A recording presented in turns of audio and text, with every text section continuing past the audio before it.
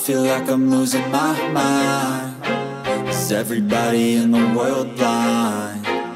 Please, Lord, give me a sign, a sign. I feel like I'm losing my mind.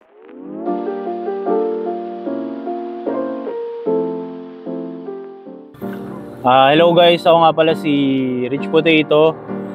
Maraming hindi alam ng totoong pangalan ko, pero pangalan ko po is Ruben po. Yun. At yun, meron akong dalang kotse ngayon, si Gary. So siguro napanood yung mga vlogs about dito kung paano ko siya paano namin binili actually. So nasira. At yun no. Shoutout pala, kung hindi pala kayo nakasubscribe, meron din tayong YouTube channel. Search nyo lang Rich Potato, TikTok, Instagram, Facebook, lahat yan meron. So yun lang. Yan. Para, tanong ko lang para din sa mga fans mo, sa mga nanonood mo. Paano ka ba nag-start? Sa YouTube or pati sa pagsasakyan? Parang sa vlogging, gano'n, o sa kotse? Hindi, sa kotse. Sige, sa kotse muna. Meron kasi akong kapitbahay nun, si Stanley. For sure naman kilala nyo yun. Naka-USDM siya na Corolla. Parang every time na umuwi ako sa amin, nakikita ko yun palagi. Tapos parang every time pagpaulit-ulit mo nakikita yung isang bagay, parang nagagandahan ka. So every time na matagal ako pagbuksan ng gate sa amin, naglilinis siya dun sa labas ng kotse niya. So parang naisip ko gusto ko rin ng Corolla, gano'n. Tsaka mura lang nun that time. Hindi kasi kami na marunong mag-drive nun eh. Kasama ko si Aldrin, si MJ. Nasyaro sa mga tropa ko. Nag-aaral kami mag-drive noon. Siguro nakuha ko si Cory noon. Ito yung first car ko actually. Si Cory, 2018 ba? Mga 18? 2018, tama, 18 yun. Before pandemic. Tapos, ayun, nag-aaral kami mag-drive. Tapos, sakto, kinuha namin small body rin. Kasi parang madali nga. May quote kasi na pag Toyota, madali ayusin, parang madali maintenance. So yun yung kinuha namin, small body rin. Over time, parang naisip ko na pag yung ibang manual, hindi ko ma-drive. Parang si Cory lang talaga yung nada-drive ko. Kasi parang, di ba, una ka nag-drive, pag yung chinelas ka natuto, hindi ka makapag-drive ng nakapa, di ba? Parang kakaiba. So parang ganun din, naisip ko na i-maintain na lang nun si Cory. Paano nila yung i-drive ko? So yun na naging project ko hanggang nakuha ko to. Kasi parang overtime natapos na si Cory nun. So parang wala na akong gagawin, ganun. So kumuha ng panibago, which is si Gary. Ito yung turbo natin. Ayan. Very reliable din. Nung napunta na sa akin, kasi nung una medyo nasira siya. So yun, yun lang. Tanong ko na rin, paano ka nag-start sa YouTube career mo? Sa YouTube natin, nag-start kasi nung pandemic. So lahat ng tao parang walang ginagawa. So naisip ko na parang lumilipas yung mga araw na wala akong natututunan, gano'n. So nag-aaral ako mag-video edit noon.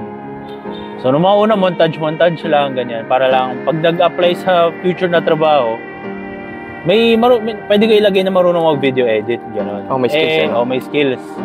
Kasi minsan nakalagay dun, pag pinagawa sa'yo, hindi mo magawa, di ba? Parang mahirap naman. So nag-aaral ako mag-video edit noon. Kaso, after wala na akong mga montage kasi nga bawal lumabas. Naubos yung mga montage ko na kotse, gano'n. Sabi ko, nagre-resell kasi ako that time ng mga sapatos. So naisip ko na pwede ako magturo ng mga tricks, paano maglinis, kaya paano bumili. Paano magbenta, no? Paano magbenta. So yun yung mga first contents ko, yung mga about sa sneakers. Over time, parang naisip ko na kasi kami family na bawal talaga lumabas talaga as in yung pandemic kasi tatakot yung parents ko noon. Syempre ka-COVID, marami naman natama ng COVID, di ba? Sabi ko, move out muna ako sa amin para matuto mabuhay mag-isa, parang ganoon. So ayun, umalis ako sa bahay namin, move out ako, parang okay lang naman sa parents ko na mag-move out. Pero hindi na pwede umuwi ng bahay kasi nga may pandemic. So nung move out ako noon, yung pera ko noon, actually mahirap eh. Kasi parang move out ka mag-isa, wala ka namang alam, gano'n. Pero fast forward, napunta ako sa kotse kasi wala na yung mga sneakers ko eh. iniwan ko dun sa bahay kasi binuo ko yung studio ko na yun eh. Eh, nangyari, wala na akong masushoot na mga sapatos kasi nga iniwan ko sa bahay. So, ang sinushoot ko nun si Cory na lang. Sinushoot ko muna si Cory nun, parang in-introduce ko paano parang ganito, in-introduce ko. Car review ba? Parang gano'n. 90s car review. Tapos, sinunod ko yung tropa namin si MJ, naka-EF. So, yun yung mga first days. EF, sakto kasi naka-EF din siya. Na-hatch pa. Tapos, di ko na alam anong kasunod dun eh. Siguro... Dami na eh, pare. Dami na. Oo. Pero nagulat ako nung kasi nung mga sa EF, medyo... Siguro nung mga first, mga sneaker reviews, siguro mga 2K views, gano'n, mga 1K, mga 800, ganyan. Mataas na yung 2K actually. Pero nung nag-gotche, siguro pumalo siya mga 4, 5K, gano'n. Tapos, syempre, hindi naman pwede tumigil ako sa pag-vlog nun kasi medyo parang gusto ko, kapag nag-YouTube kasi kayo guys, meron ko yung hinahabol doon na watch hours, tsaka meron ko yung hinahabol doon na subscribers. So para sa akin, parang, nakikita mo yun may bar, di ba kahit ikaw alam mo, may bar. So parang gusto ko, parang hindi... Gusto mo i-push eh? Gusto ko i-push, parang ayoko na tumigil kasi may empty space eh, parang gano'n. So tinuloy-tuloy ko hanggang sa, yun tuloy-tuloy siya na medyo umangat-angat din naman, gano'n. Tapos nag-start na ma-monetize, nagbabayad na si YouTube, gano'n. So yun, tinuloy-tuloy ko na hanggang ngayon. Yun, sa mga project car mo, par, gusto mo ba silang dagdagan? Actually, hindi na eh, kasi... actually gusto ko dagdagan, pero ano naman, siguro mga BM, Benz, ganyan, mga Euro na. Iba yan Oo. Kasi parang, nagkaano na kasi ako, Corolla, nagka-CRV na rin, may SIR na rin, SR body pala. So para sa akin, yung bilis niya is parang, actually una kong kotse pala si Cory, sunod ko naging kotse si Harvey, yung CRV natin na Gen 1. Tapos, hindi, before CRV, SR body. So parang pag kinukumpara ko sila parang ano lang mas mabilis na Cory gano'n. Oo. So para sa mas reliable gano'n. So sa akin parang naisip ko gusto ko naman ng onting tunog. Step up ganun. Naman no. Oo, step up. Kaya nag-turbo tayo which is ito nga si Gary. Oo. So parang andun yung may NA, may turbo gano'n. So parang ngayon gusto ko naman yung mga Euro, yung sagad talaga sa baba gano'n. Euro naman mga chop. Kinonsider ko rin yun yung W123 o kaya 124. Yun yung gusto kong bilihin. Parang that time medyo mahal So mahirap magbuo. So di ko na pinursu. Kaya nag-Corolla na lang rin ako. Yun yung kwento. So yun, para ano bang ma-advise mo sa mga gusto kong magbuo ng sasakyan? Or pwede rin mag-try mag-YouTube? Sa mga bumubuo ng kotse, siguro kuha muna kayo, depende, pag mayaman kayo, gano'n, buuin nyo kahit gano'n, mga BM, mga Civic, yan, mga platform na yung mga Benz, ganyan. Pero kung mga budget meals, siguro kuha kayo talaga small body, kasi para sa akin talaga yun yung best platform, pinaka-basic, kumbaga. And mura yung pyesa, may mga depo, may mga copy, marami namang alternatives. Pero best platform pa rin talaga sa akin, siguro kung hindi Corolla, ESI or budget Itlog, yan yung mga magaganda. Tapos pagdating naman sa mga nagva-vlog, sa mga nag-start mag-vlogs, consistency lang talaga. Kasi siguro ako nung nag-start ako, hindi ko hinahayaan mag-past siguro mga 5 days. Siguro 4 days. Basta 1, 2, 3, yung 4th day nag-upload na ako. O kaya 1, 2, 3, 4, yung 5th day nag-upload na ako doon. Kasi parang mawawala sa hype eh. Parang, lalo na kapag may part 1 tsaka may part 2. Pag may part 1, part 2, ginagawa ko sa second day. Dapat magkasunod. Tapos syempre, number 1 tip pa rin.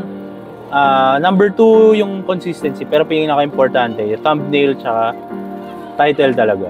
Kasi yung parang mapapaisip. Alam ba, dapat catchy. Ilagay mo yung sarili mo dun sa parang perspective na ikaw yung nanonood. Kumbaga, ikaw ba i-click mo tong video, title na to, tsaka yung thumbnail na to. Tsaka syempre yung mismong content, hindi mo mawala. Dapat maganda yung content, parang quality, maganda yung audio, ganyan. Pero, pagdating sa mga equipments naman, best camera talaga yung kung ano yung meron ka ngayon. So, huwag ka muna magbili ng mga mic, mga stabilizer, ganyan. Gamitin muna kung ano yung meron ka ngayon kasi honestly, hindi pa naman nila mapapansin. Kasi nga, startup pa lang yung channel mo, kunwari. Di pa naman nila mapapansin masyado yung mga quality. Tsaka maganda mag-start ka from something eh. Kasi pag nag-start ka, maganda na agad. Parang sasakit din ang loob mo kasi, di ba? Ganun. Tsaka syempre, di mo pa kaya, lalo kung di pa kaya ng mga budget. Okay lang naman mag-start ka sa mga murang equipments. Kasi ako nung nag-start ako, ano lang phone lang din phone, tsaka yung camera ko nung college, ganun lang naman. So, basta kung ano yung best, kung ano yung camera mo ngayon yung best talaga para, kung ano yung nasa sayo ngayon. Oo. Yun. Member, baka may gusto ka naman pasalamatan.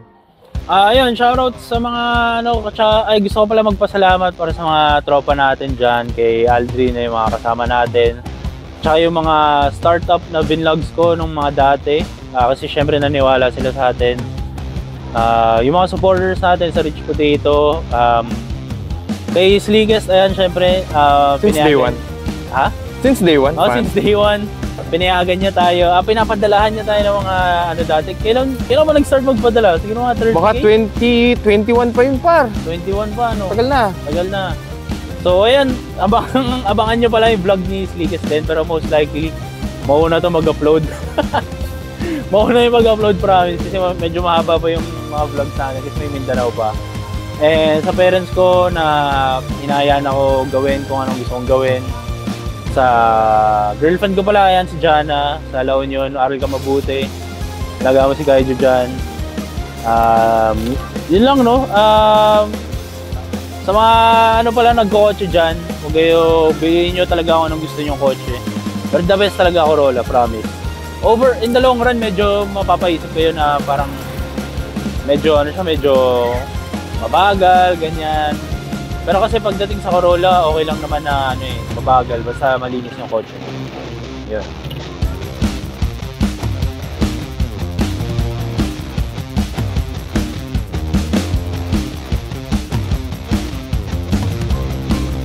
Kasi dati... Sa mic ko eh.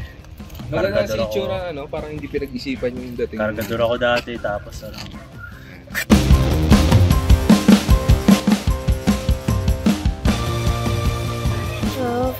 Driving daw. Pogi. Ha? Cellphone nyo. Akin na, picture ako. Sige na. Ha? Iya, mama. Ay, that's how I